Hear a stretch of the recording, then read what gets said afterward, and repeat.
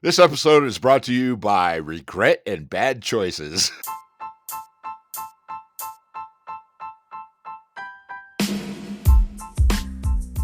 Are you ready? Starting now? Well, now you just messed it up, you knob. God, you know that the shit that we go through for this, huh? I know. Fuckers better appreciate it. When we started, we were just like, yeah, we're just going to do this, man. You know, shoot our wad into the wind and see what happens. What's the title of this podcast again? I don't know. Objects, I don't know. Something with a penis, I guess. Right. Our fucking faces are everywhere now. Right. You know, but You're welcome, ladies. Right. Popular with the ladies. Right. Oh, I'm not even going to apologize because hopefully it sounds fucking hilarious. Yeah, really, this is fucking explicit now. The explicit button. Let me use my finger.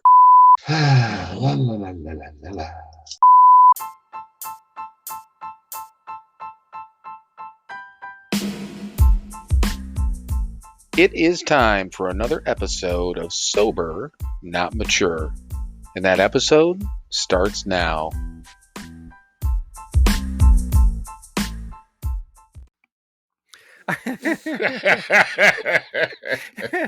All right, everyone.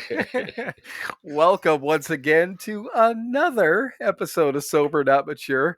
The reason we were laughing coming in is because we'll talk about the guest here in a minute, but or say what happened with the guest. I talk about the guest. That sounded bad.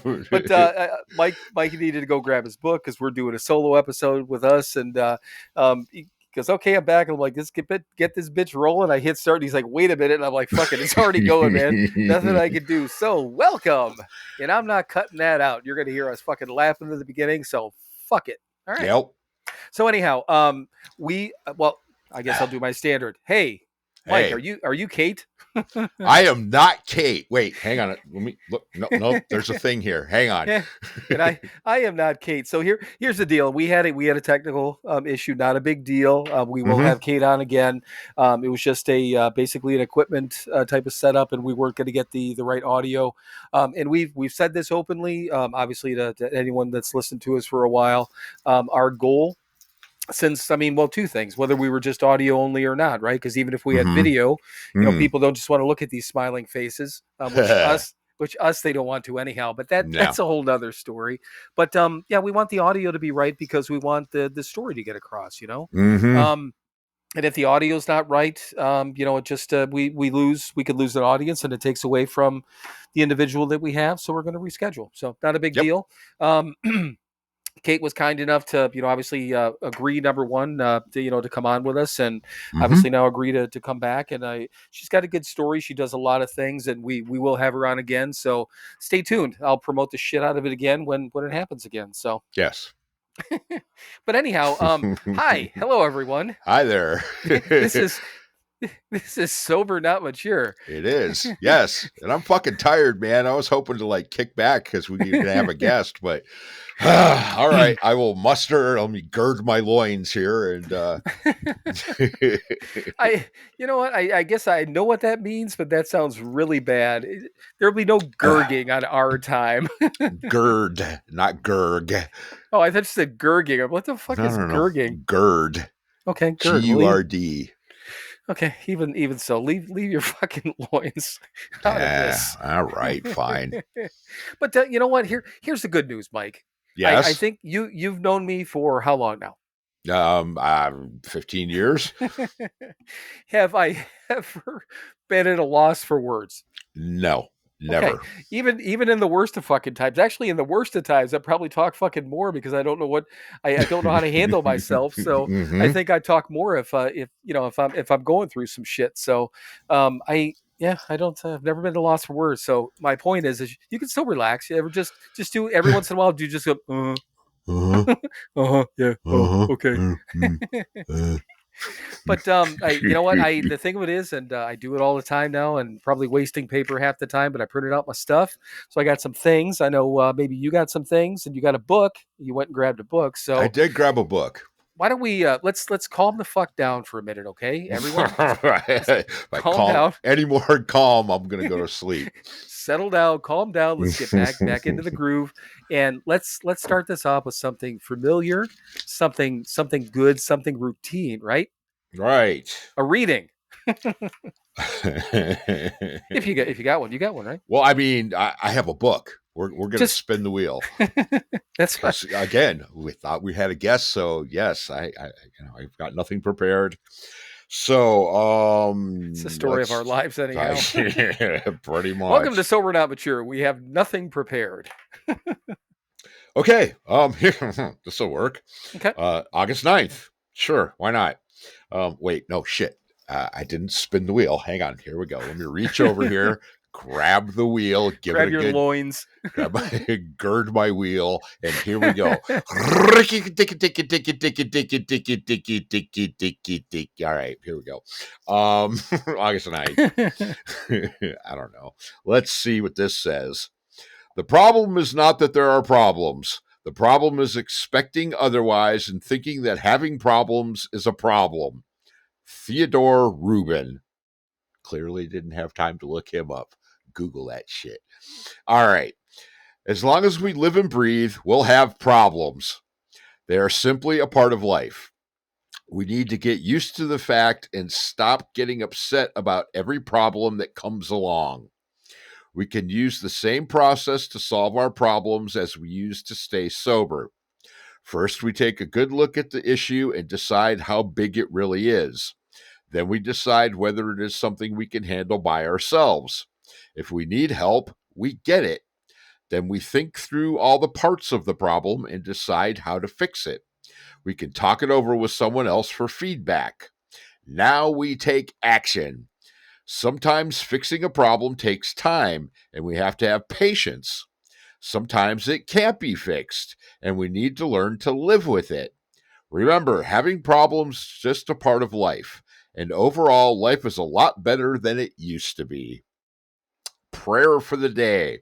Higher power, help me pay attention and do what I need to do about my problems, and then let go.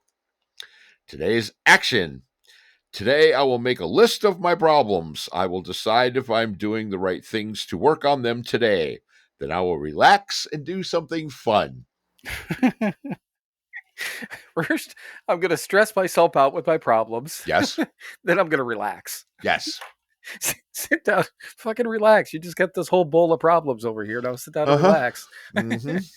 Okay, so first of all, that was a good one, and I remember that's one of those readings that every year when it comes around, I like it because it just I don't know, every single part of it is just it's something that I know I need to do. I think we collectively need to do, and it's a hell of a fucking reminder. Okay, but the end thing, the action part. Mm-hmm. Do you have? I mean, if you had to sit down right now and make a list of your problems, would you? I'm not going to ask you what your problems might be, but would you have a list? Do you think that you should or could write down? Not much. I mean, yeah, not really a whole hell of a lot. I mean, clearly life is not, strawberries and orgasms all the time. Thank you, Heidi. Yes, exactly. I certainly have strawberries and I certainly have orgasms, just not constantly, which is good. Because, I'd be fat and dumb. Right. But yeah, of course I have problems, we could all use a little bit more money. That always comes to mind. But I got enough. Yeah, yes, of course I have problems, but nothing huge. And, like I used to tell the guys in group, right, all the time, all that shit you're worried about, all that shit that you've got to, here's my first air quotes, take care of. 90% of it's going to take care of itself. We're not in control. And that 10%, gosh, shit, like the reading said, more than likely, if it is something that we can actually do something about, it's probably going to take some time to get it worked out. So, fucking A, man, chill out. It's all good. Yeah. Yeah. But I mean, so yes, I have small problems here and there, but 90% of it works itself out. And that 10% I'm working on.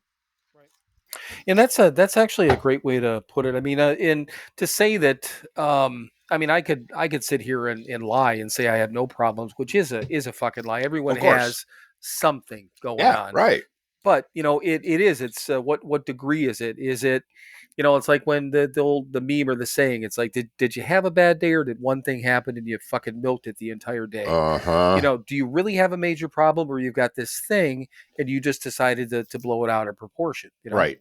Yeah. Or think about the future and freak out for no goddamn reason, Mhm. because we were talking about that. We've talked about it plenty of times. Yeah. All these things that could happen, whether it be, somebody who's newly elected to this national office, the things that are going on in the world in general, maybe Right. a job situation. Shit, you guys had a fucking meeting how many months ago? Yeah.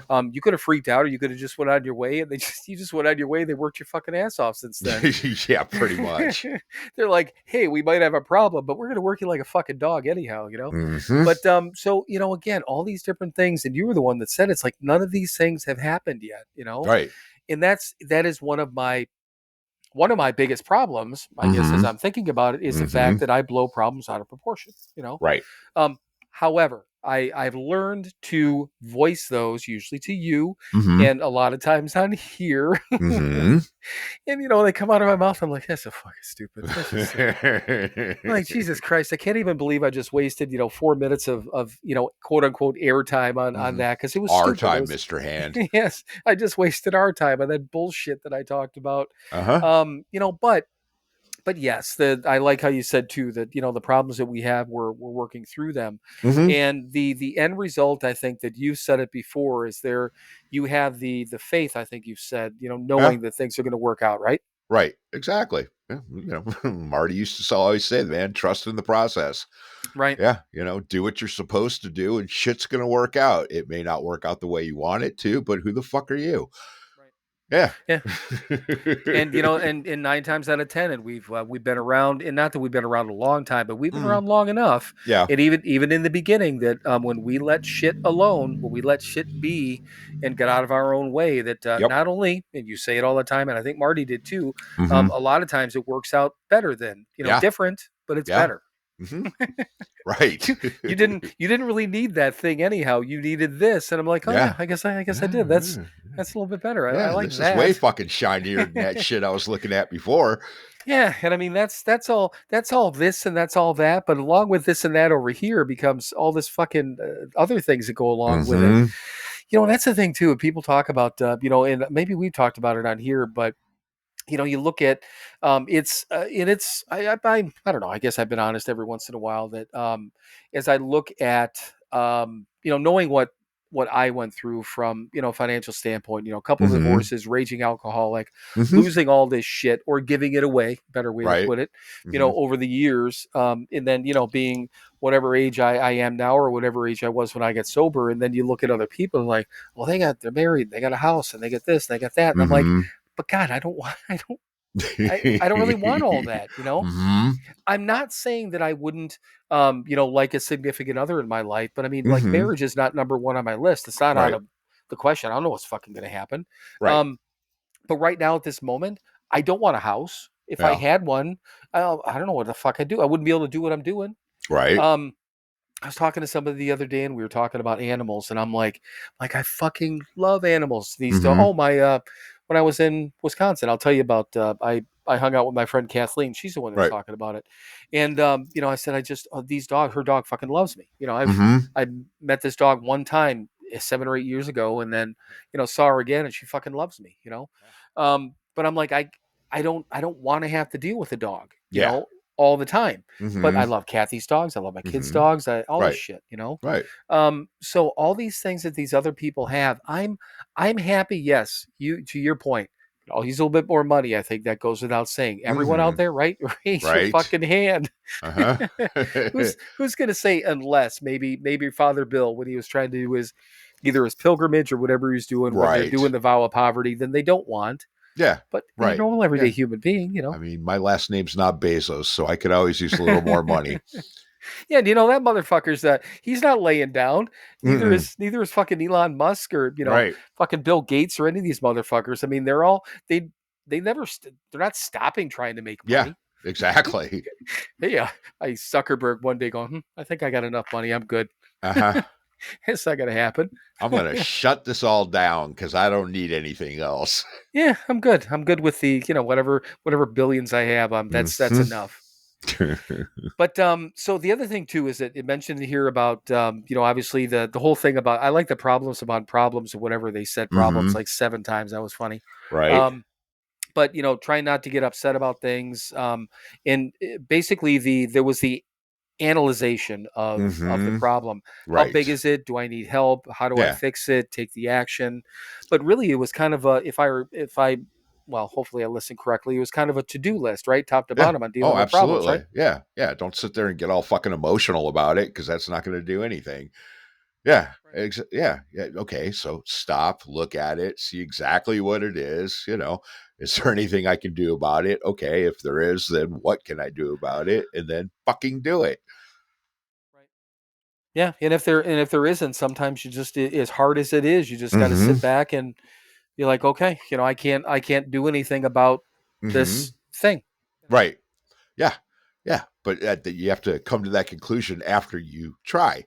Yeah. Right. Yeah. Exactly. Yeah. Because, it's double-edged sword there. We can easily, well, fucking nothing I can do about it. La, la, la, la, la.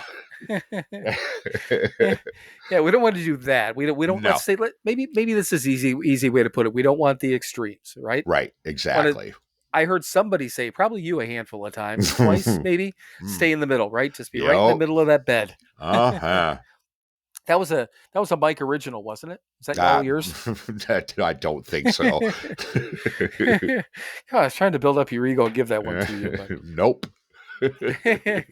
I no, didn't earn it. I can't take it. right.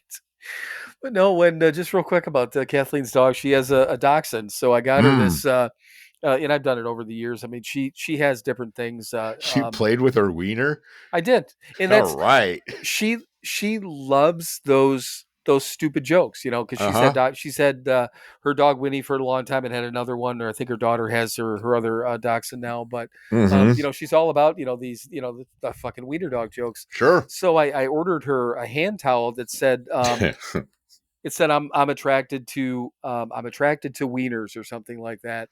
So Nice. that's that was her housewarming present that I got her. I'm like, it's nothing big. She's like, Yeah. oh my god. She's like, I love it. She took it out right away and hung it on her stove. So it wasn't big. She took it out right away. Yeah, wasn't a big deal. Took it out right away and hung it right on her stove. So it was hung. Yeah, and All thanked me right. for it. And Mm. thanked me for it. And yeah, Kathleen, if you ever listen to this, sorry. Yep. We didn't mean to go. Well, yeah, we did. Of course, we Yeah, did. we did. Of course we did. But when I had first gotten there, and again, I saw her dog. I don't know, whatever it was 6-7 years ago, maybe 5 years ago. Doesn't really matter. But so she was her dog she was probably only a couple years old at the time, Mm-hmm. probably more skittish than she is now. Right. But we were sitting down on the couch and shooting the shit, and her dog kind of came up on me. Was looking. I'm like, oh, you can come up. So she came up on sitting on the couch and kind of playing a little bit, just a little bit at night, and then Uh-huh. in the morning we were again sitting there just shooting the shit before I left, and same thing. Her dog came up, sitting on me in my lap. She's fucking dog's licking my knee, and she's like, Winnie, stop it. I'm like, she's fine. So, but she's Uh-huh. laying on me, all snuggled up on me, and she's like, she really likes you. She's like, I'm like, I don't know what it is with these fucking dogs. I mean, it just seems like these dogs like me. And she's like, I don't know. She said, dogs can tell like a vibe of people. I'm like, yeah, Mm-hmm. means I'm a hell of a nice person. She just laughed. Right. But I don't know. It was just kind of funny because it's just this little fucking dog. But yeah. Again, I don't want to have to deal with a dog, but I love them. So going back to Right. that stuff, wanting shit that I, supposedly wanting shit that I don't have. Mm-hmm. But so the biggest thing that I try to focus on with that reading every time I read it is the time and patience, Yeah. and two of the things that I fucking hate sometimes. I've said it before. My biggest, certainly my biggest character defect, is lack of patience, if that. And I mean, things from day one. Everything, nothing happens in quick enough for me, and which Right. again, both of those things go along with patience. So yeah, I get it. Yeah, but I've found that if I just step back and let shit play out, it takes care of itself most of the time. Yeah, I'm not that fucking important. I'm not gonna Right. I'm not gonna do very much one way or the other. So yes, let it play out. If there's something I could do to make it, to positively affect it in a positive direction, then I will do my best to do that. But again, that 9 times out of 10, I'm not going to be able to do shit. So Yeah, like you said, it's just I like the fact that you said the double-edged sword thing too, because we need to be careful about that. I could easily do something like that. Well, fuck it, I can't do anything about it anyhow. So I'm not doing a goddamn thing. Right. Which you don't want to do that. We don't want to go No. again to that extreme. So again, stick in the middle. I think once again we've Yes. heard that someplace, sometime, several Yes. times, if Many nothing times. else. So many times. So, but all right. So anything else on the reading? I mean, it was a good one again, but Right. Yeah. And it brings back to the, why not me? Right. Again, when we get a problem, when there's some difficulty in life, why the fuck not me? And like I said, when I heard that lead, he took it to the next extreme. And okay, if not me, then who? Who do I wish it on? Who do I put? Who would I rather have this problem than me? No one. It's a problem. I will handle it. Yeah, Right. it's my fucking problem. I'll deal with it. Yeah, and that is, I mean, and that was a hard thing. I don't remember when, and we've talked about it several times. The why me part, though, of course, the why not me is the Yep. easiest answer. I don't remember, when we heard that or when we got that mindset. It's a tough one, to swallow sometimes. Yeah. Because I mean, we're all want to, slide into a little bit of self pity every once in a while, but Sure. it's no good. No good for especially people like us, but yeah, I mean, same thing. But I mean, it turned it around on the good stuff. Yeah. Why not me? For the good stuff. Somebody's Yep. looking at me like, well, why does he get to stay sober? Well, I know the answer. I can that answer is easy. That's a bad example, right? Because it's not just given to me. It is, but it isn't. I mean all these things were freely given to us, but we can't just walk away with an armful of recovery and be like, hey, we're good. See you in 15 years, I'll be fine. Yeah, that's even funny just thinking about that. Is it go to your first AA meeting, get a basket of recovery, and just be like, hey, thanks, guys. Yep. Go skipping down the road with your little basket. Yeah, a little tip of the hat going, thank you, gentlemen. I'll check back in 15 years. Yeah, I don't make it 15 fucking minutes without some sort of goddamn program. So, but yeah, exactly. So, yeah, good reading. I mean, for just a random, spin of the wheel and all that stuff this time. And you know what? You're only out of all the times that you've done that, there was only it's only the one shitter that you had. Yeah. Right. Yeah. That one was gotta get a turd once in a while. Yeah, but we had fun with that one though. We did. I remember what it was about, but we had fun just kind of ripping it up and down. So, but so speaking of the why me or the why not me type of thing, have we talked since I had my doctor's appointment? Yeah, a little. Well, I don't think we did it on here. I think we did it afterwards when you gave me a little more detail. Oh yeah. We did. Yeah, it was just after whatever it was after we talked to I think last time. So this will be. I mean, I promise. If this goes longer than 4 or 5 minutes, then cut me off. 4 or 5 seconds. Go ahead. But so I went in, waited 2 hours for the appointment. That was a thing in itself. But got in, and the doctor came in, and they took the bandage off, and he looked at it, and he did this. Basically, it's just cleaning out like the dead skin and stuff. And again, remember, this is a pretty good size open wound, a little bit deep. Yep. They measured the whole thing, even the depth and all that shit. Because I mean, obviously they'll check it on the follow up. But all said and done, they numbed it out, and so they did that. And then he's looking at, he's telling me stuff to do, and these certain bandages that have, it's like this silver I can't think of the name. I don't know where my bandages are, but they're little squares. They have silver in them, and it basically pulls moisture and stuff out of the wound. And he just says, gauze, make sure it breathes. I was putting the wrong bandages on it, and that sort of thing. Plus, he said, make sure he gave me a compression sock. He said that helps blood flow. Don't use an ace bandage. So he said, basically, I was putting like a tourniquet around my leg, which was preventing probably blood flow coming back up out of my foot. Right. So just little things. I was missing the mark just a little bit here and there. But he looked at it and he said, he goes, it antibiotics, just got off of them. He goes, because it doesn't really look that bad. He goes, it doesn't look that bad. He goes, it's clean. It's not really that infected, but you just came off on antibiotics. Here's what we're going to try, and then come back and see me in 2 weeks. We'll go from there, blah, blah, blah. The only thing he told me was this was kind of the funny part. He said, because I was taking the bandage off while I was showering, because I figure, let the water hit it, clean it out, whatever. And he said, you can go buy like a plastic boot around it or whatever. He goes, you just use saran wrap, which by the way doesn't work. It still gets fucking wet. I even like tape it around there to try. It doesn't matter. It gets a little wet, whatever. But so he's explaining all this stuff. He's like, yeah, dirt comes down, and then with a straight face as he's explaining and kind of wrapping my leg up and do whatever. And he's like, he goes mainly from the anus. And he said, he goes, that's what happens. He goes, you're mainly getting the dirt, the bacteria from the anus. So he goes, that's why you don't want to. And I'm trying not to laugh because I'm like, I don't know. It's funny. I'm like, it makes perfect sense. I mean, I don't want my anus bacteria on my cut, but it's like, yeah, just nonchalant. It's from the anus, mainly. Okay. So, bottom line, I got to go back on Wednesday morning, this coming Wednesday. It just should be just a quick appointment follow-up, but already I took a picture of it, like right before, I think we got back from Founders Day, so right before my appointment, and then took a picture of it last night and compared them. Huge difference already. Good. It's not closed up, but it's the depth is gone and it's a little bit smaller, and so it's starting to kind of come together. I'm actually kind of pleased with it, but I wasn't keeping it wrapped. It was just I was missing the mark just a little bit here and there. All right. So I'm glad I went in and everything's cool. But he didn't say anything out of the ordinary. The only thing he said was, he goes, if it's not healing, he said we might want to do the X-ray to check the blood flow and whatever. But he didn't say there's anything else out of the ordinary right now.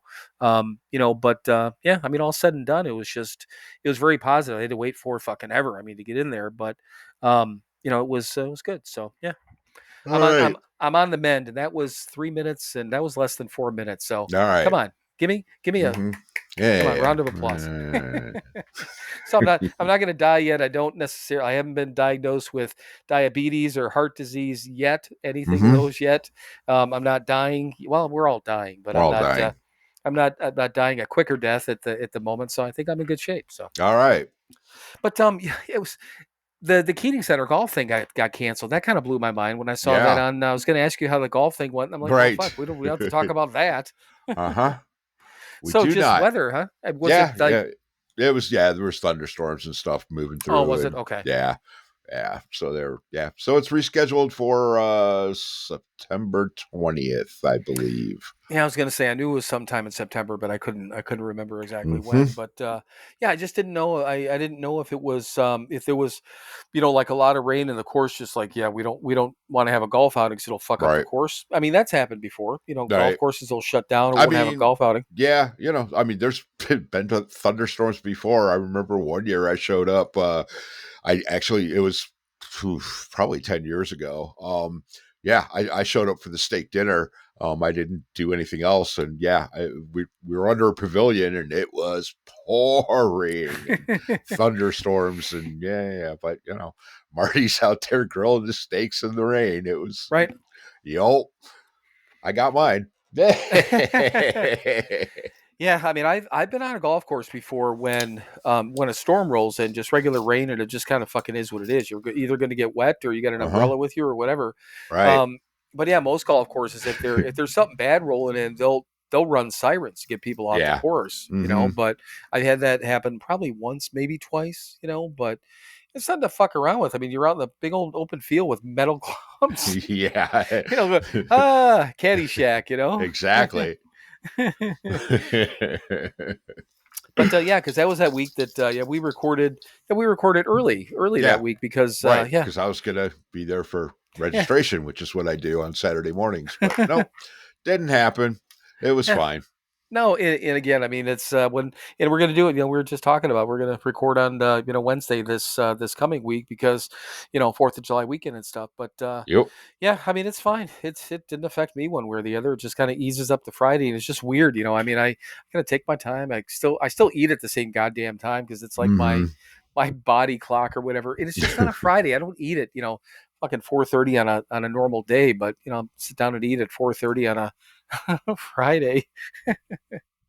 Just because I'm used to it, I guess. So, all right. So you didn't get a chance to be of service, but you will again No. shortly or in a couple of Sure. months. So, Right. okay. Exactly. All right. So, I know, God, there was some other stuff that kind of crossed my mind here. Oh, this came up on a podcast recently, and I just thought it was kind of interesting.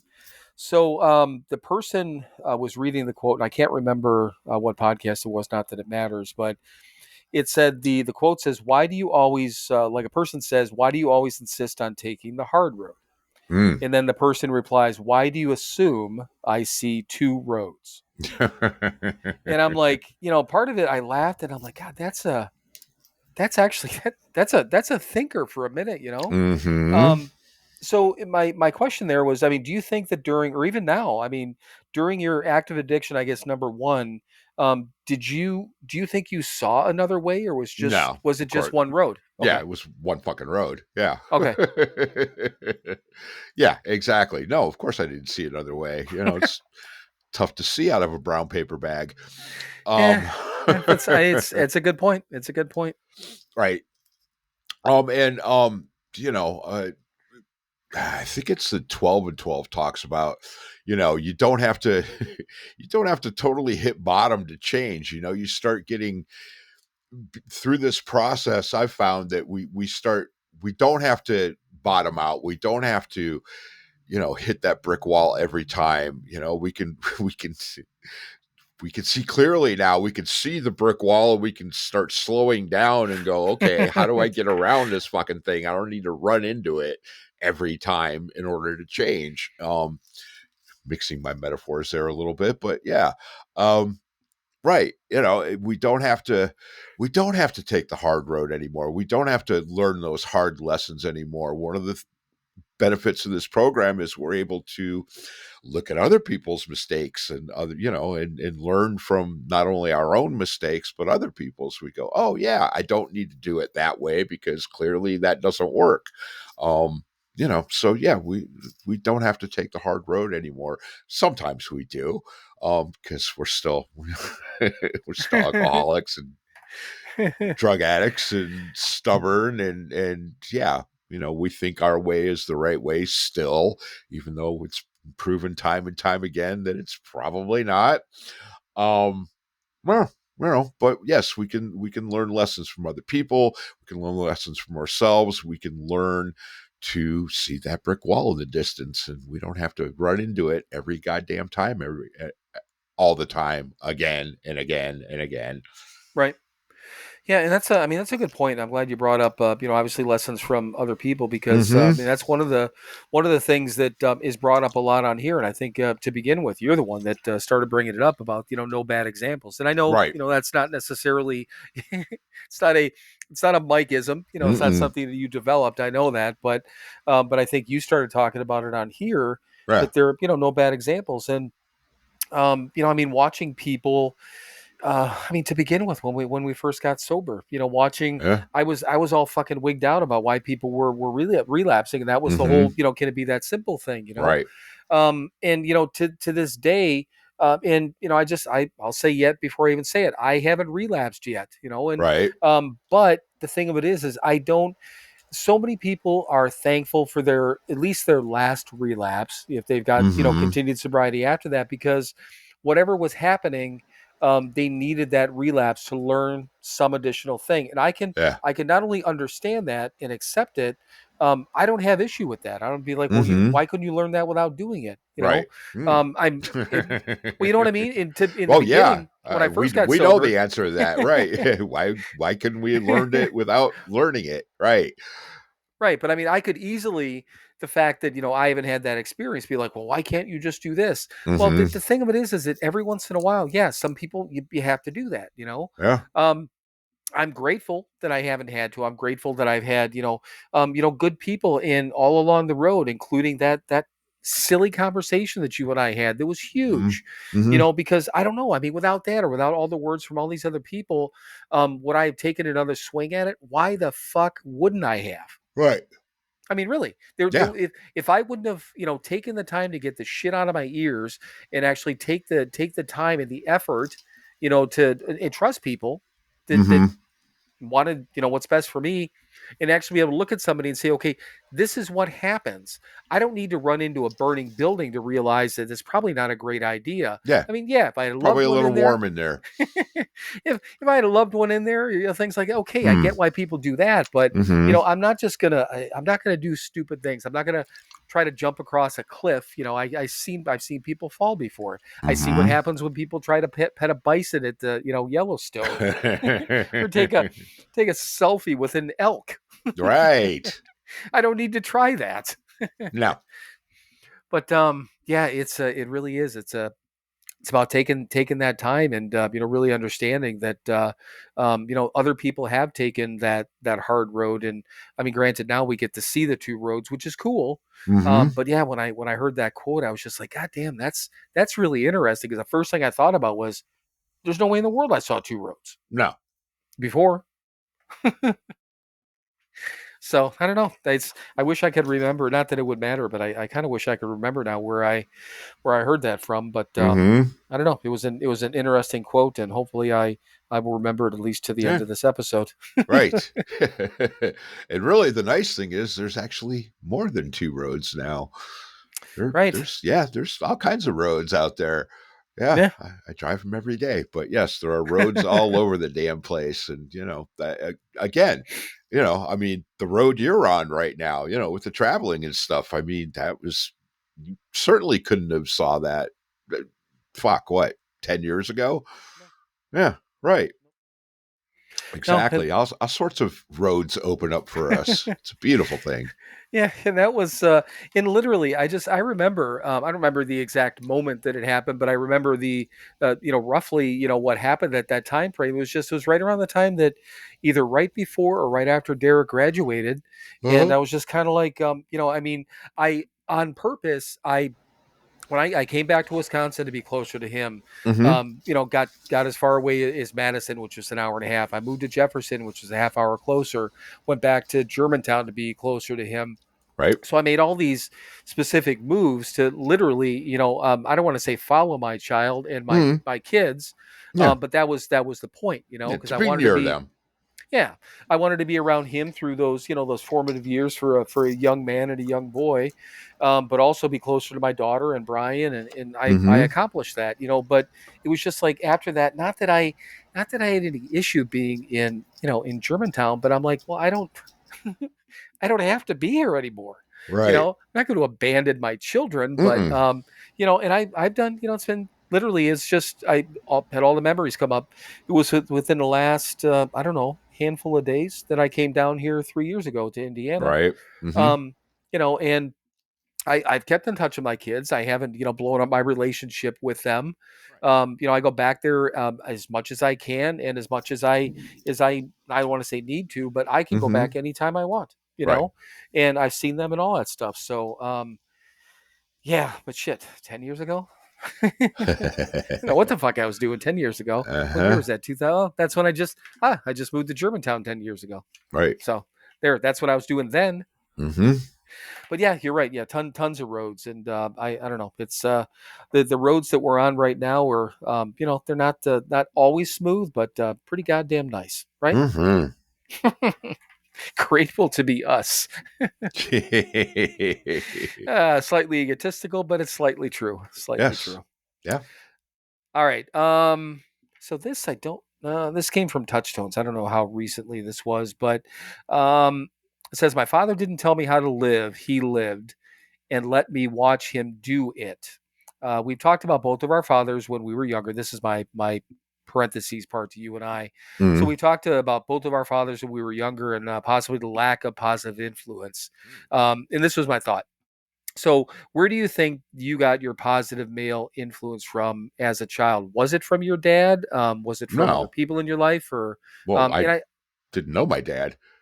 never? I guess I I mean, didn't. I met him like 3 or 4 times. Okay, And okay. the last time I was like 5 years old. So no, no. Oh, okay. Yeah. No, I have a positive male. heh. I mean, my stepfather came into my life when I was 11 or 12, something like that. He was all right. He was, yeah, he was a stepfather and I was, Right. about to be, 12, 13, 14. So whatever, but yeah, he was a good dude, so I learned shit from him. I don't know. Keith Moon. That's where my right. Right. No, it's just, and I when I read that quote from there, it made me think of that because, so when, I mean, our mom and our dad, Hmm. got divorced when I was 8. Right. My dad worked a lot, but I mean, we always did the camping type of thing. The one thing that I remember from, like after they split up and stuff like that, I specifically remembered, being irritated by the fact that I never remembered, playing catch with them. Whether it's Mm-hmm. baseball, football, that sort of thing. I don't Mm-hmm. know why. Whether it was just TV shit you watch people do it, but, Right. it was sometimes these little things like that. But then again, I mean, my dad was a fucking alcoholic. He did what he did, and he spent his time with us and stuff like that. I don't know if he was a model father. Probably not. Was he a decent dude most of the time for that era? Mm-hmm. Probably. Mm-hmm. But I don't know. The positive male influence is probably Uncle John. Right. He's in our life. Uncle Mike is fucking wild as he was. Mm-hmm. He was really good to us and really good for us. Right. He never.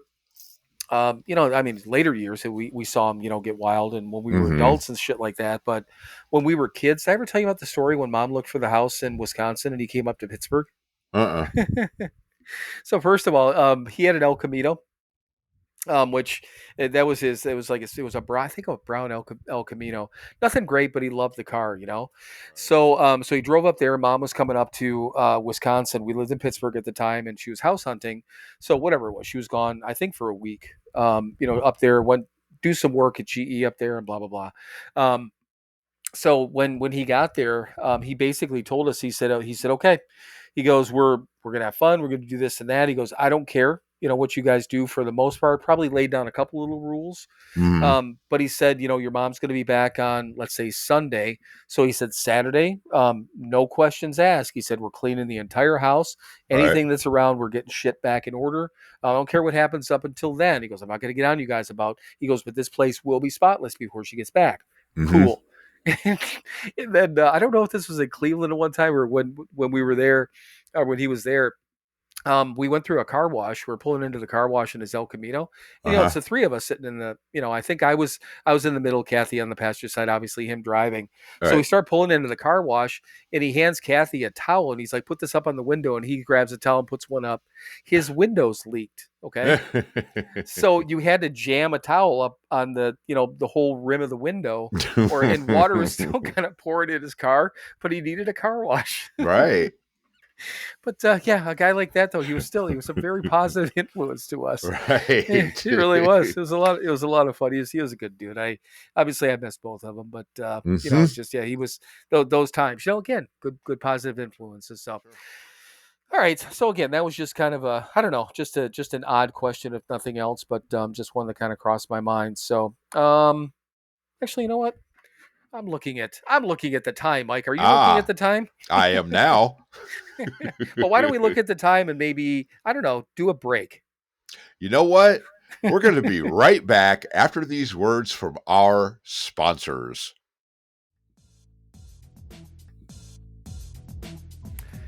Hey, Mike, I have a question for you. All right, I may have an answer for you. So if you're one of our fine listeners and you wanted to know a little bit more about the podcast, more than just listening to us ramble, Mm-hmm. where would you go as a listener? What do you think you'd do? I believe you would go to SoberNotMature.com. Ding. Ding. Okay, good. Now, next question is, what if you've been, I don't know, seeing us on social media, you've seen our t-shirts, you've seen some of the pictures we posted, and the person's like, you know what, I want to be cool like those guys and get a t-shirt or a coffee mug. Where would they go for that? I know this is a tougher question, but where would they go for that one?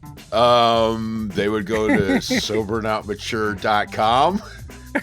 They could do that. Yes, you're right. Because once you're on SoberNotMature.com, they can hit the store link and go to our second website, which is SoberNotMatureShop.com. See, I was going to say store. I'd have screwed it up. You know what? The thing of it is you got it right the first time. Everything people want is at, go ahead with the first website, SoberNotMature.com. And if you mess around on there, you're going to see everything we have. Obviously, we have our merchandise. See a little bit about us, a little bit about our background. We posted some other things on there, but I don't know. You can even sign up for our email list. And here's the good thing. We barely email anyone ever, so you're not going to get spammed. Oh, no, absolutely not. That would be like effort on our part, and that's not going to happen. Right. I have never used our mailing list yet. I may at some point, but that would take structure and discipline, which I don't think either one of us have, do we? I know I don't. All right. So just to wrap up here, to visit our main website and get to everything that is us, where would they go, Mike? SoberNotMature.com. Visit that today, right? Right. Okay, I think we're done. Are you done? I'm done. Bye. Bye.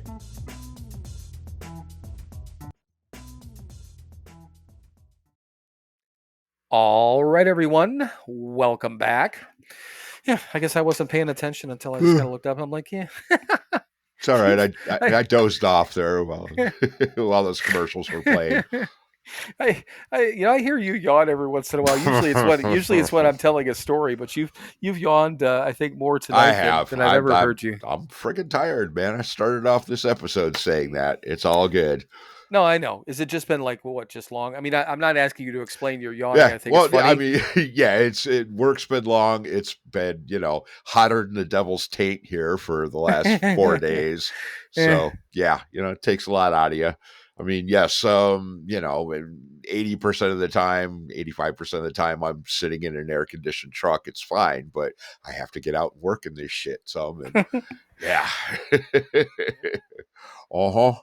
Yeah, no, I know, and it is. I mean, I don't know. I forget when it was that probably a handful of years ago when I was working for that company that we were selling business phone service, and I was out in the field, and right. I did it. I started there in the summer, and I did 2 summers there, and it was Wisconsin. It's same as Cleveland-ish with the weather and stuff like that in the summer, and part of it was just fucking brutal. But I'm like, yeah, I kind of got to do what I got to do, But yeah, just it is nice not having to do that. I mean, I took a drive up to just an hour north of here to one of the sand dunes last weekend, and I'm going down to this place in Illinois tomorrow. It's a couple hours away from here, but again, I keep getting these pop-up not pop-up ads, but these ads and shit like that. It's called Starved Rock State Park. Ever heard of it? Nope. Okay, it's in someplace, Illinois, a couple hours away from here, but looks really cool, and I'm like, Jesus Christ, I got a cool place like this in fucking Illinois. It's right along apparently the Illinois River, some trails, like little apparently it's trails in these almost like these river gorges, apparently formed by glaciers.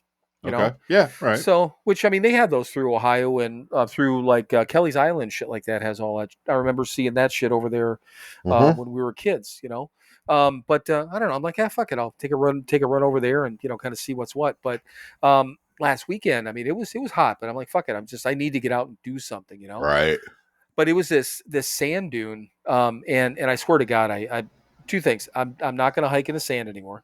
I mean, walking along a beach is one thing, but I swear to fucking God, and I'm not kidding. It's like if you walked up Kathy's stairs at that same, you figure stairs aren't that big of a deal, but that angle, right, straight up, yeah, and probably from her house to the neighbor's house across the street, it's a big fucking sand dune. This whole sand dune thing, right. halfway up, I'm like, why am I doing this? And I've never done that on one of these trails before. But Uh-huh. it's not just the incline, but I mean, you're trudging through the Yeah. sand. Yeah. And I mean, every time you step, it feels like you're slipping down. It's like for every 2 steps, you feel like you're taking maybe half a step, you know? Mm-hmm. It was fucking terrible. I was white. I got to the top. I'm like, oh my God, just fucking terrible. Plus, it was 90 degrees. But, Yeah. you know, again, I chose to be out there, not out there working. Mhm. But I don't know. I get it. It's, yeah, it's, I try not to complain about the heat because I hate the fucking winter, though. So I try. Yeah. I try Huh. not Right. to. Not me, But man. I like the winter, so fuck this heat. I can't fucking do winter anymore. I don't, no desire to be Yeah. any part of it. So, quick question is just kind of a non-sobriety note. Mm. Have you seen anything about David Lee Roth being out there again? Diamond Dave. Yeah. Have you watched any like video clips or anything like that? I've seen a couple, yeah. So, do you know? I guess my 2 questions for you: how old he is and how much he's worth. Do you know either one of those? I mean, he's pushing 70, I know that. Yep, 68. You're right. Yep. And then just And guess. how much he's worth? Yeah, I don't know. 10 mil? 60. Okay. Yeah. Okay. Yeah. Now, there's a reason for that question because when I saw one, there's 2 things I noticed about him was it seems like somebody slapped a smile on his face. That's number one Uh-huh. because he doesn't not smile and it's Right. just I mean it doesn't stop. It's like he looks like the Joker, you know. He just always got a smile on his face. Uh-huh.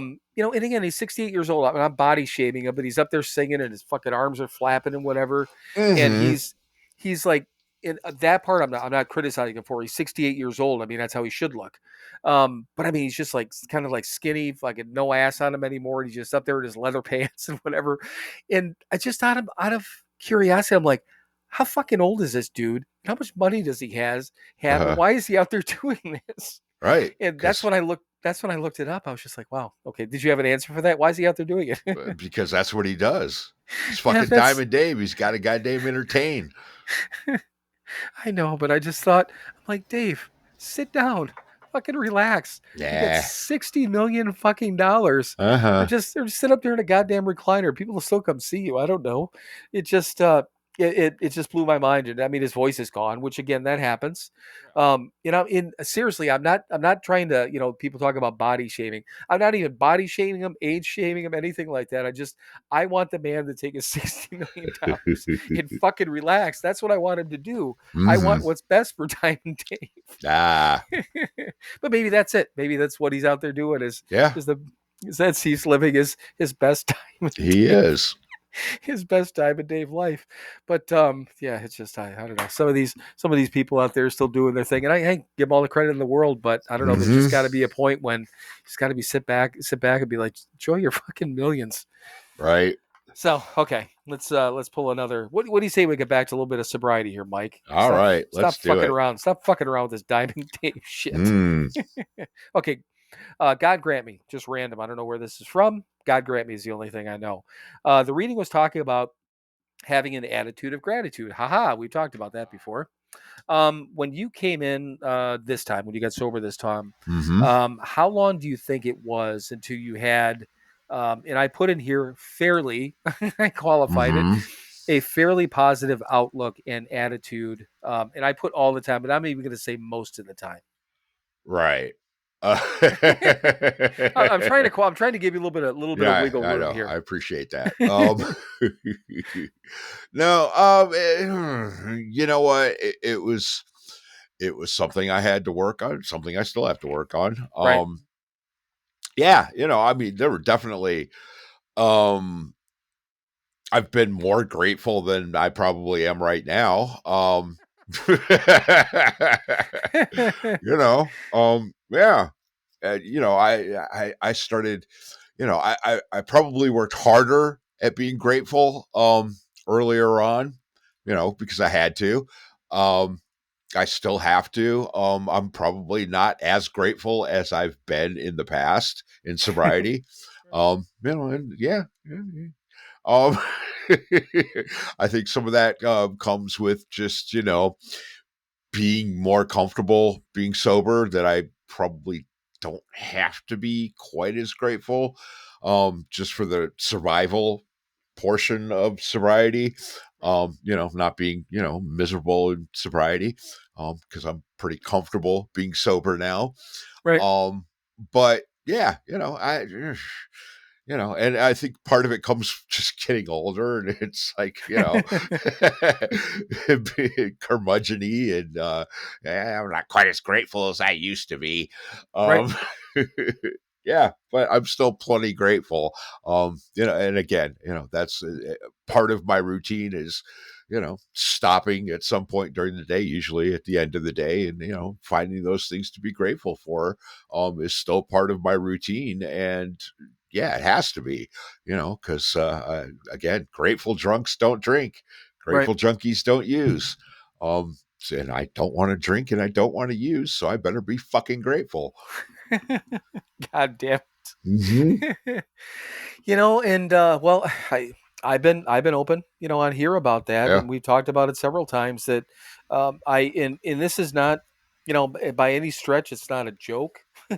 I Mm. forget to be Mm-hmm. grateful. Sure. And I forget I should be grateful. To your exact point, I know there's not a doubt in my mind that I'm less I'm less cognizant of my gratitude, or Yes. that I should be. I Uh-huh. don't focus on the fact that I should be grateful these days as much as I used to. Uh-huh. Until something, like, I don't know, something kind of blows my mind, which is maybe that's the best part. I was trying to think of, I'll get these flashes of, it's usually something with my kids, or being there for Mm-hmm. somebody, or Right. it's not. It never has anything to do with, oh, I got a new car, I got a new Right. job, or got a Mm-hmm. big commission check. Those are, oh, God is good. I I'm have blessed. hashtag blessed. Yup. Yeah, fuck you and your hashtags. Yup. But no, it's never, and I'm so happy. I guess I'm grateful to say that Mm-hmm. it has never has anything to do with money or material things, but Right. it's getting a phone call from my kids. It's being there for somebody, Mm-hmm. being able to be of service, to Right. somebody else. And maybe it is. Maybe since I started traveling, standing on top of a fucking mountain and looking there Mm. and enjoying that serenity and that peace that we talk about. Mm-hmm. I didn't know I needed to walk on top of a fucking mountain to get it every once in a while, Yeah. but when I'm there, I'm like, God damn it, man. Because then I realized that I wouldn't be here. Well, first of all, I would be alive. Right. Why I laugh every time I say that? Sure as hell we're gonna make it to a top of a mountain anywhere. Without beer. Right. Yeah. A little tough to be on top of a mountain when you're laying in the gutter.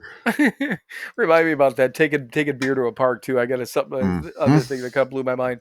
But yeah, I mean, it's maybe those moments where I'm like, I have the I'm grateful that I have the opportunity to do this. Mm-hmm. And like, I just booked a 2 weeks in Tennessee. I found this other place, just again randomly, Mm-hmm. down in Tennessee. It's called Fall Creek Falls State Park. Again, Mm-hmm. all these fucking gorges and cliffs and, fucking waterfalls and shit. I'm like, where do these goddamn things come from? I'm like, I gotta go.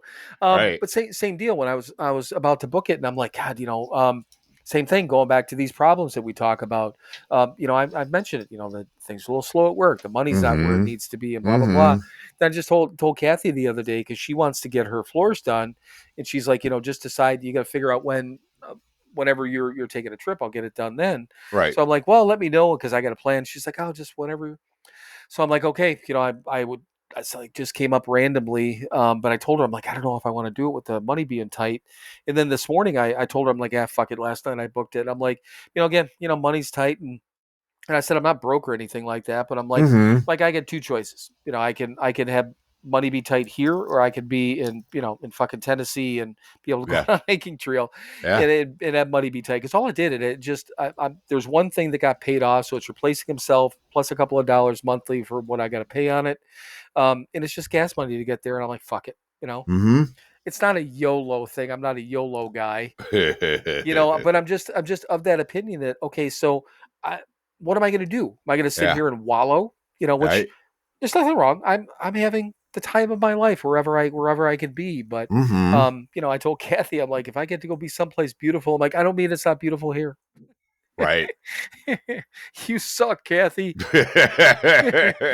Fuck you, Indiana. Right. Although, quick side note, Yeah. fuck the gas prices around here though. Mm. Ugh. When I ran up to get my pizza, I stopped and got gas. Mhm. I just paid $4.17 for fucking premium. Oof. Yeah. Oof. And I mean, it's when I'm traveling around, I've gotten it down to like, I don't know, 3.25, and this is for 93 octane and all that stuff. Yeah. That Right. it's like a fucking $1 more a gallon, at some Yeah. places here. And Mhm. I'm like, fuck you. That was a fuck you to Indiana. Yeah. But yeah, I don't know the gratitude part. I don't know when it pops up, but to your exact point, yes, old, yes, curmudgeon-y. Just kind of like worn out by life every once in a Yeah. while, just because of our age and all that stuff. But yeah, it is. It's kind of funny that I forget to be grateful, and the positive attitude. I talked about that too. I feel like I'm in a constant state of trying to pull myself up. And I don't mean that in a bad way, but that is, we figured that out on here about me that, Right. I'm living down here. Yeah. Right. And I always got to pull myself up, Yeah. And I mean, it's, similar to me. I, lived my entire life looking at the negative, and it's, sometimes it's looking around. It's a little tough to find positive, but it's there. You Right. just gotta scratch that surface a little bit, because God knows the surface is grimy and dingy, and fuck that. But yeah, there's some decency out there. You just got to look for it, and it's sometimes the effort is a little much, but yeah, it's worth it when you do find something decent occasionally.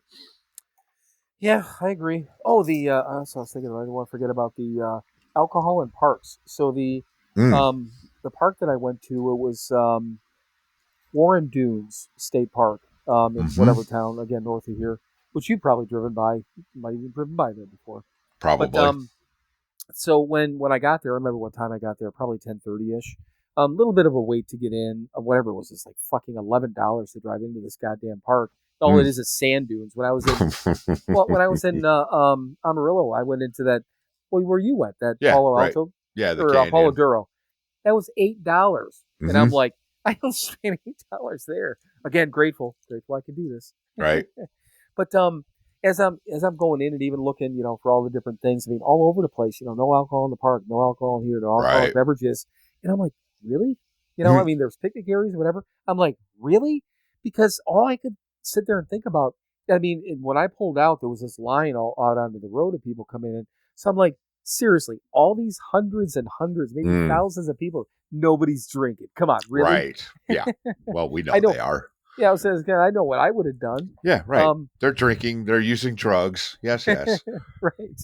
But it's just that I thought about that. I'm like, really, it's not even allowed in the park. And then I never really paid attention to it before. But as I was searching some of these other places, I noticed these other things that, you're reading, because I was reading something about this place I'm going, whether it's this weekend or Kentucky or the other place that I booked. Same thing in their rules. I think most of these places, you can't you're not supposed to have any alcoholic beverages in these. I'm like, and again, Yeah. I'm Well, you're glad not that I supposed don't. to drink and drive either. Right. Right. Right. Yeah, that's it. You know what? Never mind. You just proved you just proved the point. Forget everything I just said. Right. Okay, back to this one. From Keep It Simple, if we're not excited about being sober, we need to check on ourselves. Okay, this has happened to be like two below what we were just talking about. Do you feel Yes. just as I'm looking at something like everything we just talked about, I know the answer to this, so I'm going to say it anyhow. Mike. Yes. Do you feel excited about being sober every day? I'm not excited about anything every day. I know. I mean, no, I mean, you know what? But again, part of the routine, find something to be grateful for. Yes. I don't know if excitement is the right word. Yes, but I do notice, and am thankful for, and am glad, I don't know about excited, but certainly glad because I don't want to not be sober today. So yeah, no, excited. I don't know. Settle down. Come on. Yeah, again, it's not a hell of a lot I'm excited about anymore. I know, and it's just that when I started reading that, that's when I started laughing. I'm like, we just fucking talked about this. We got to remember to be grateful, and we're Right. going to be fucking excited. Wake up every morning. Exactly. Hello, I'm world. excited that there's oxygen in this room right now. I'm excited that there's gravity and I'm not floating away. Right. Right. Yeah, and again, of course, I mean, in my heart, yes, every day. I mean, I'm happy, I'm grateful, Yep. all those things about being, I'm being sober is the thing. The most important thing in my life today. Today and every day, God damn it. Yes. And I know that, but yeah, I can't remember the last time I woke up and like, God damn, I'm so excited. I'm sober. Yay. Yay. And I just can't hide it. Yeah. About to lose control. I think I like it. Yeah. Oh yeah. Okay. So yeah, that was a good laugh. That got a good one. Oh, do you have your big book? In the house? Well, and you know what? The only reason I just came across this one, I've had this on here for a while. I don't know why I wrote it down, but it's been a while ago. I wanted to read through the promises again because Keep It Simple said today I'll read over the promises of the program, and I wrote that down. And I know we did it one time, but I don't know. I like the promises. I just didn't know if you had a book in front of you or within arm's reach or anything like that had the promises in it. Well, you know what? I have a phone right next to me, and what the hell is that? Because I mean, kind of again, I found this randomly just kind of glancing over here, but since we're reading about all this and talking about this gratitude and excitedness shit, I think the promises would be kind of appropriate. Cool. Yeah. All right. So you want me to read the promises? God damn I would love for you to read the promises. Are you excited for me to read the promises? I'm excited. Ladies and gentlemen, my friend Mike's going to read the promises from Alcoholics Anonymous. Oh, wow. The font's pretty small on this one. Let's see here. The 12 promises of Alcoholics Anonymous. 1, if we are painstaking about this phase of our development, we'll be amazed before we are halfway through. Woohoo! We are going to know a new freedom and a new happiness. We will not regret the past, nor wish to shut the door on it. We will comprehend the word serenity, and we will know peace. No matter how far down the scale we have gone, we will see how our experiences can benefit others. That feeling of uselessness and self-pity will disappear. We will lose interest in selfish things and gain interest in our fellows. Self-seeking will slip away. Our whole attitude and outlook on life will change. Fear of people and of economic insecurity will leave us. We will intuitively know how to handle situations which used to baffle us. We will suddenly realize as God is doing for us what we could not do for ourselves. Are these extravagant promises? We think not. They are being fulfilled among us every day, sometimes quickly, sometimes slowly, right? Right. See, look at that. I remember some things.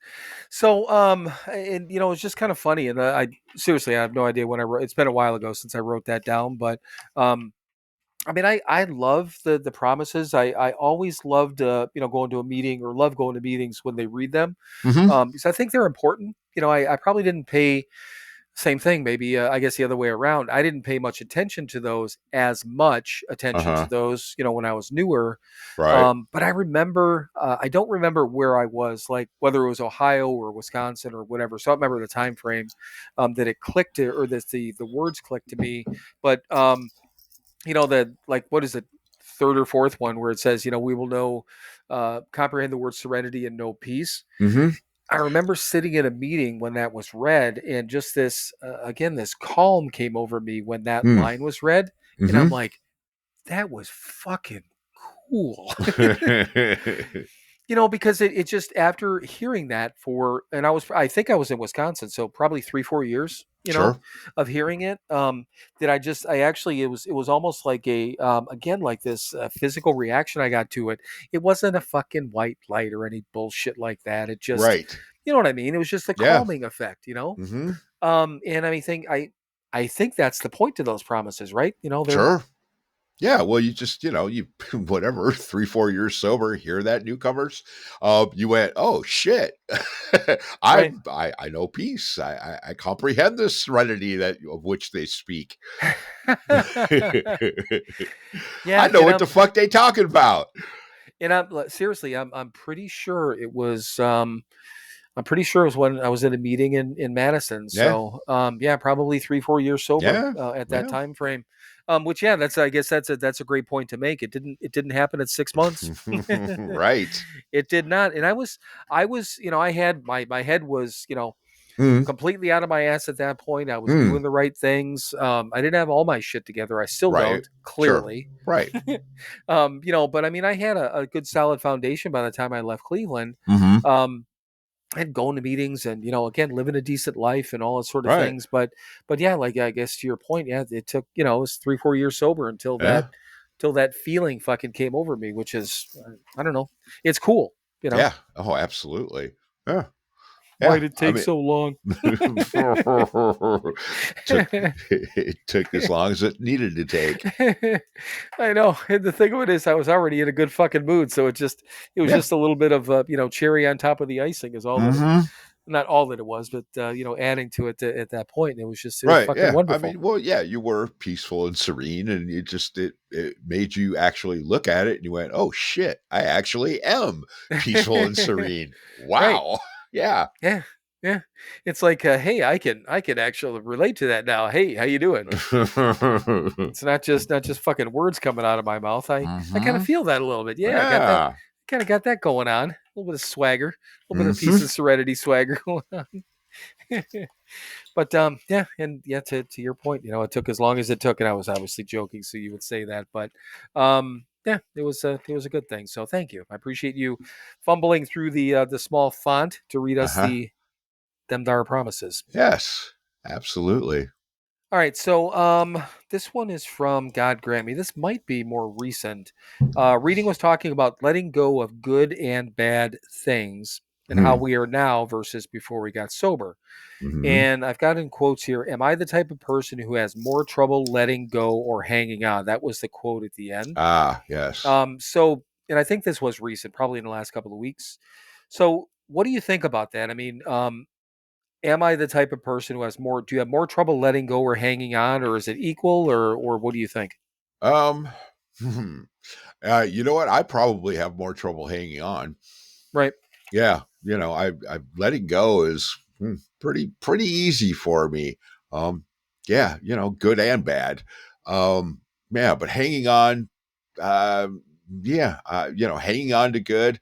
I don't hang on to bad very much anymore, but hanging on to good sometimes is a little difficult for me. Right. Yeah, I don't know. Again, it's that, spending, most of my life, 40 plus years, looking at the negative, man. So, hanging on to the good stuff sometimes is a little difficult, but I'm getting a little better at it. Right. Well, I think, and I mean, maybe I guess that's a good way to put it. As far as again how we used to be and blah blah blah. Mm-hmm. But I wonder if it. Well, I mean, I think it does. I think it takes more work to hang on to something, right? I mean, Oh once yeah. sometimes getting it. I don't want to say it's easy. Mm-hmm. We've worked for a number of years, to get certain things, and once again, not talking about material stuff, but Right. um, realizing that just something as simple but as critical as staying sober every day. Uh-huh. We have to do the work. We have to hang on to this thing. We have to do this daily work. The readings and being a good Mm-hmm. boy and doing all those different things. But I guess I didn't think about this when I wrote it down because once again I try not to.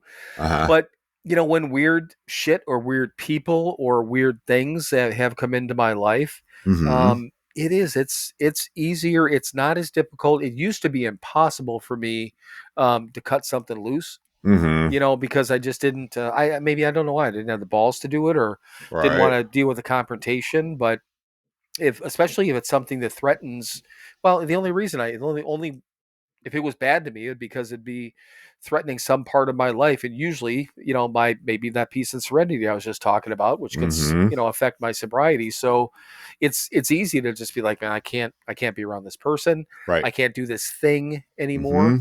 Mm-hmm. So yeah, maybe it is. Maybe that's a reason that letting go is easier, right? Yeah. Yeah. Definitely. I think so. I don't know, man. You're funny. You're like, yeah, fuck it. I just don't know. I'm running on fumes here. Go ahead. Okay, so I know. Why don't we do a little bit? Let's do some lighthearted stuff. I won't make you think anymore between now and the end of the episode. Is that fair? It sounds good to me. I don't even know what all these fucking articles. I just kept like copying shit into my for some of these articles that came up, and I've got a number of. God damn, I got a bunch of them. Mm. Okay, I'm gonna give you choices here. Okay, can you at least pick from choices? I can pick something. Go ahead. The humans aren't built to remember everything. We had talked about that last time. Not we didn't talk about it, but that was one of the choices last time. Mm. 10 phrases people use with below average social skills. We didn't do that one yet, but that's one of the choices. People who speak more than they listen in conversations typically display these 7 traits. That might be one since I talk a lot. 8 signs that you're a difficult person. All right. What was the other one? God, I got another like a news article here that I want to read too. If you find small talk exhausting, you probably have these 10 deeper traits. That might be a fun one. Mm-hmm. Let's do that one first. Well, let's do that one first, and let's find out how difficult I am. Oh, okay. Okay, so you want to do the small talk one first? Yes. All right, let's pop into some small talk here. Give me one moment. Itty bitty tiny talk. And once again, I've made it a point not to read any of these because I found it's more fun. Mm-hmm. All right, so the title of this: if you find small talk exhausting, which I think both of us do for the most part, right? Okay. Mm-hmm. You probably have these 10 deeper traits. All right. Number 1, you crave authenticity. Definitely. The handshake, smile, and nod script feels flimsy because you are scanning every exchange for something real, and then more shit, blah, blah, blah. You read emotional subtext like a second language. Uh-huh. Idle chatter isn't empty for you, it's noise. Laid out with micro expressions, tone shifts, and subtle sighs. Mm-hmm. You're deeply, you're deeply empathetic. Small talk annoys me, and Yeah. Empathy is a gift, but it means catching emotions you never asked for, especially in crowded, chatty rooms. Yeah. No, you went both for fresh air. Oh, you both for fresh air. Okay, I understand now. It's kind of the almost like a sideline to having empathy. Okay. Okay. Not real empathy. Exactly. Okay. Sideline. That's why it makes sense. I'm like, oh yeah. Yeah. Oh yeah. There you go. He's not really empathetic. It's fake shit. No. So okay. Right, Okay. Yeah. Your inner monologue runs 24/7. While someone recounts commuter traffic, you're also replaying yesterday's podcast, planning dinner, wondering whether the moon looks the same from New York tonight. The rich inner world makes silence productive and chatter intrusive. Yeah. You're purpose driven. Mm-hmm. Quick exchanges feel pointless because they often are. No lesson, no story, no next step. I like that one. I like that one a lot. You're a high sensitivity powerhouse. Highly sensitive people process sensory input more deeply, which means fluorescent lights, overlapping voices, and polite chuckles stack up fast. I don't know if does that one fit? I don't know. That's kind of weird. Doesn't fit me anyway. Right. You prefer listening to performing. Ask yourself, do you leave gatherings knowing everyone's favorite vacation spot, yet feeling no one asked what you're reading? Like you care if people ask you what you're doing. I don't fucking care. I know. So that one doesn't count. Oh, we just got 3 more. You love complexity and nuance. Binary yes or no questions. Busy week? Question mark. Right. Flatten a world you know is anything but binary. Your mind thrives on paradox, contradiction, and messy middle. Yeah. Okay. You guard your energy like a scarce. Like a what now? Let me start over. You guard your energy like a scarce resource, Mm. not a scarce resource. Right. But I would say you do. You guard your energy. Oh yeah, You absolutely. don't want to Yeah. burn calories and blah blah blah. Uh-huh. Okay, you invest in. Oh, this I think this one rings true for both of us. You invest in fewer, deeper relationships. Oh, absolutely. Okay, cool. So I think with the exception of I don't know whatever that one minor thing was that we didn't agree with. Right. So what was the other one? You wanted to see why you're difficult? Oh yes. How difficult am I? And there's an article I want to read about a turkey. Even though it's not Thanksgiving, it came up Uh-huh. in a news story recently. God But is my witness. I thought turkeys could fly. hang on. Okay, 8. Ooh, not even 8 signs. These are 8 strong signs that you're a very difficult person. All right. Strong signs that you're a very difficult person. Ooh, it's got these fucking adjectives all over the goddamn place. Ooh, I don't know. You're often the center of drama. No. No, that doesn't fit. I can't even make a joke about that because there's nothing. I can't No. even lie about that. Uh-uh. People often seem taken aback by your comments. No, because I know better. Right. Unless on here, but yeah, right.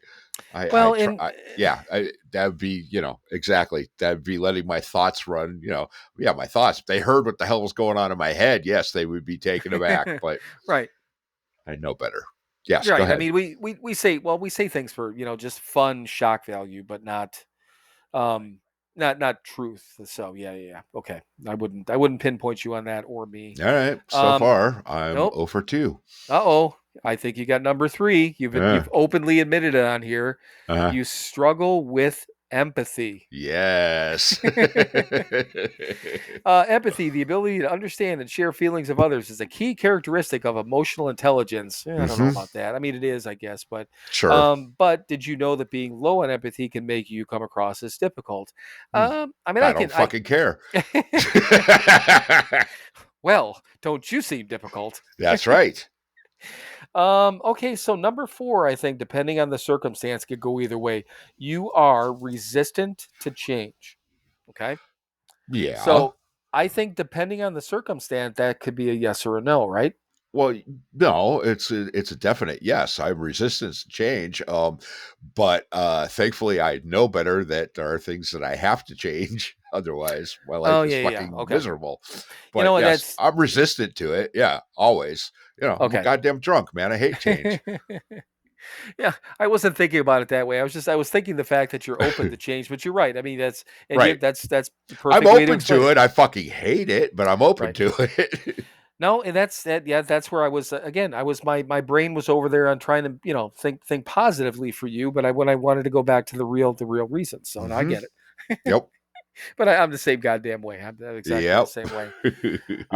This one I don't agree with. You don't apologize easily. Yeah. Well, I mean, define easy. Well, I mean, we have a 10-step. Yes, and exactly. I mean, so it's there because we don't naturally apologize easily.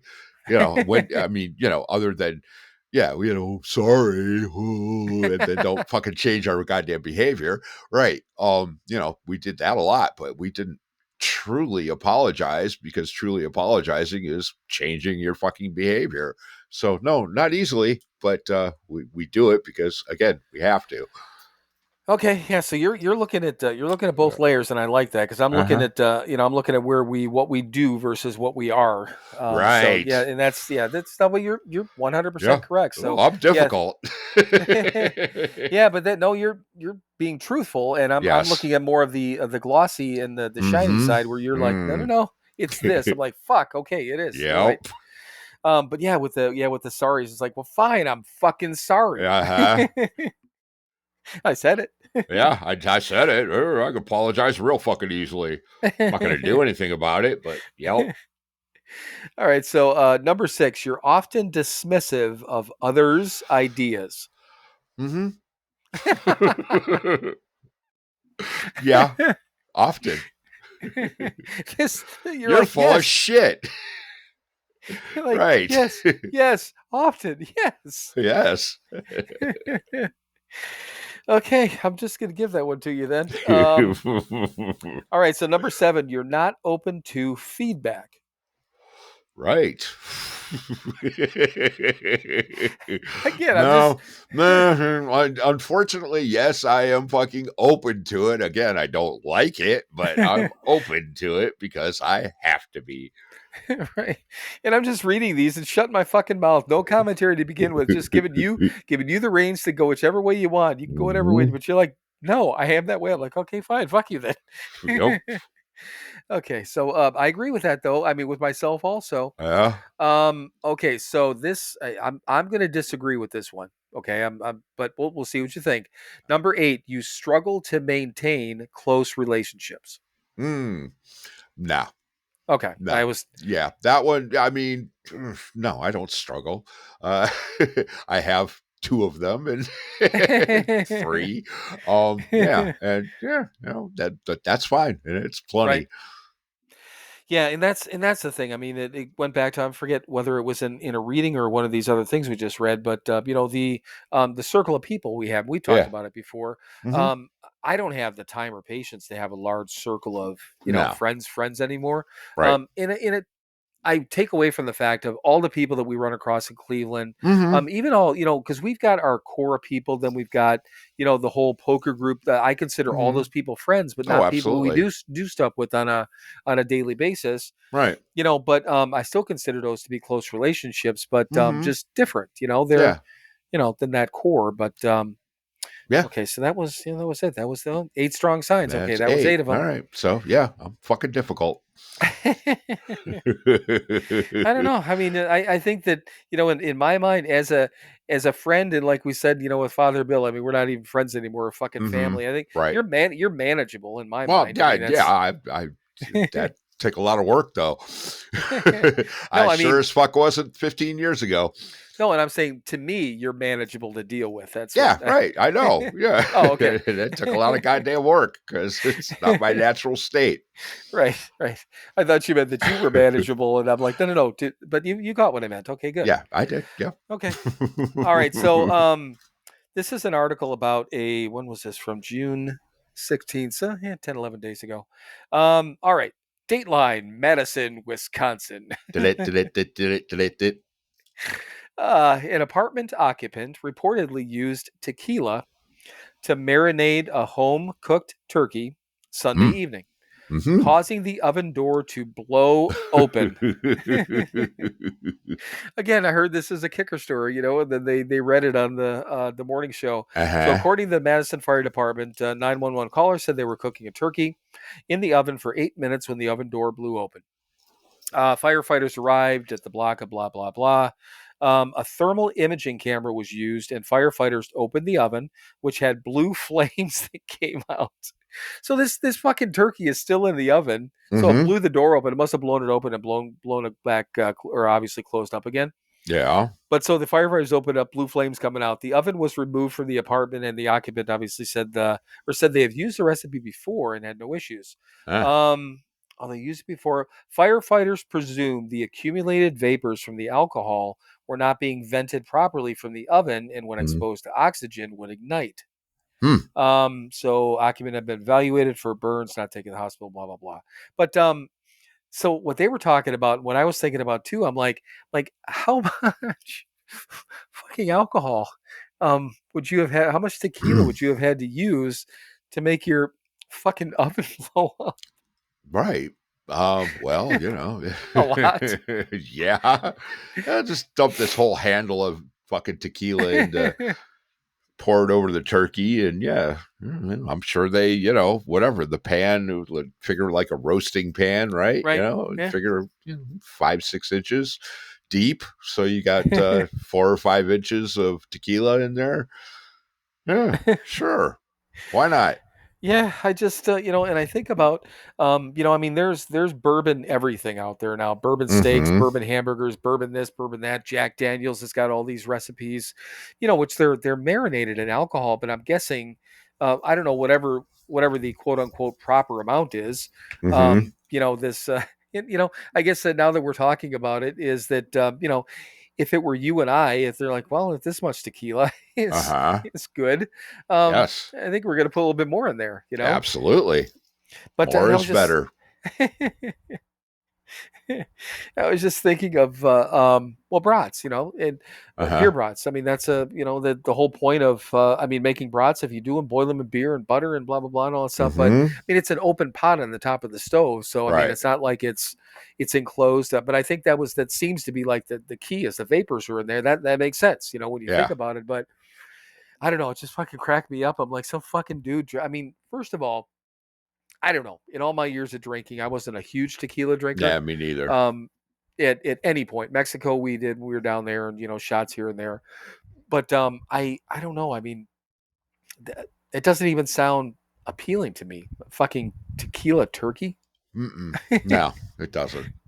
I mean, maybe in my drinking days, I mean, a whiskey burger or something like that. I mean, Mm-hmm. I do understand that what that does. It's probably the caramelized flavor and Yeah, everything like that. right. I understand it from the basics, standpoint of cooking something. Mm-hmm. They're probably fucking delicious, but Right. honey, I'm gonna make the tequila turkey again tonight. Oh All boy. right, dear. All right, man. I don't even think I have. Nope, I don't have anything else. I don't have any Yeah. like any other things or whatever. But looking at the time, see, the last whatever that was, 15, 20 minutes or whatever Mm-hmm. it was, you got to ease up a little bit, right? You feel better? I did. Well, no. Are you fucking happy now? Are you? Yeah, sure. Because we're done. Come on, now you got to be happy. You're done. Yeah. All right, man. So anyhow, so that you can become happy and go do what you do, it's Mm. your turn. All right. Well, thank you everyone for listening to yet another episode of Sober Not Mature. As always, be kind to each other, be good to each other, go out there, do something nice for somebody else this week, and don't tell anybody you did it. Now, from the bottom of my heart to the depths of my soul, from the beginning of time until the ends of the earth, always and eternally, fuck you. And now it's time, kids. Time for you to fuck off. Then keep fucking off. Keep fucking off till you get to a gate with a sign on it saying, you cannot fuck off past here. Climb over that gate. Dream the impossible dream and keep fucking off forever. I can't remember who we had on the one time that when you were got to the end of the episode, and maybe it was when we had Elise on the last time, and you were just all happy through. And I think I said that to Elise. I said, "You notice how happy he is in that last time?" She's like, "Yeah, I did notice the difference in his voice." I'm like, "Yeah, it's because we're fucking done." She's like, "Oh, Yep. that makes sense." Uh-huh. But yeah, she's gonna. Did I tell you that they're gonna post up the Father's episode on the Sober Curator? Oh, cool. I think as of what day is it today? 20. I think it's as of the 29th, so I think Sunday.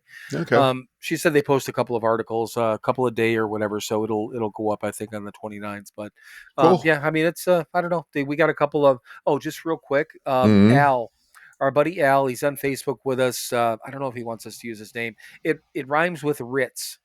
All right. But he sent a message to us on Instagram and said, how much he enjoyed the episode. And he goes, I know neither one of you guys are church or religious guys, but he goes that, the episode was really good. And he goes, it was very cool. How much respect you treated him with. And I said, well, I said, here's the thing. And I'm like, we made a point of it. And we told Father that is we've said no to people that we don't think are going to gel with us. And we Right. wouldn't have somebody on that we didn't think was going to, first of all, we're not going to have somebody on and fucking beat them up verbally, Of course. I mean, it's just not.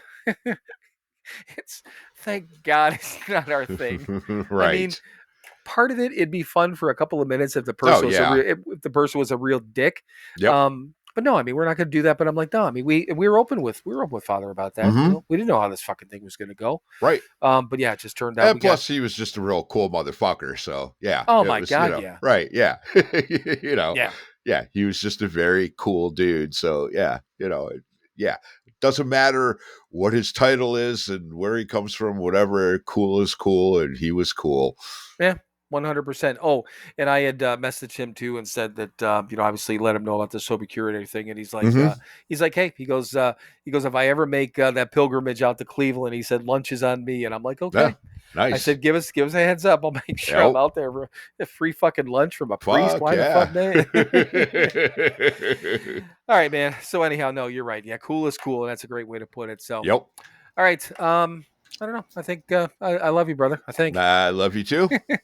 We'll talk soon. We shall. Bye. Bye. And now it is time for you to fuck off. Then keep fucking off. Keep fucking off until you get to a gate with a sign on it saying you cannot fuck off past here. Climb over that gate, dream the impossible dream, and keep fucking off forever.